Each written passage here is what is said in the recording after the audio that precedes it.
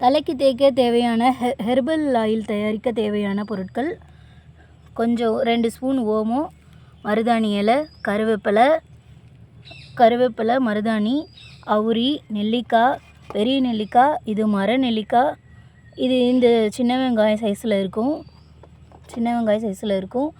அதுக்கப்புறம் கொஞ்சம் செண்பகப்பூ, கற்பூரவள்ளி இலை, இது பொன்னாங்கண்ணி இலை கொஞ்சமாக, அதுக்கப்புறம் குப்பைமேனி இலையும் கொஞ்சமாக, வேப்பலை கொஞ்சம் 2 இலை, அதுக்கப்புறம் வெந்தயம், கத்தாழை, தேங்காய் எண்ணெய், ஒரு 4 கிராம்பு.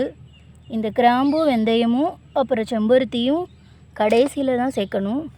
எண்ணெய் காய்ச்சி முடிக்கவும் கடைசியில் சேர்க்கணும். இதுதான் நம்ம பறித்த அவுரி இலை.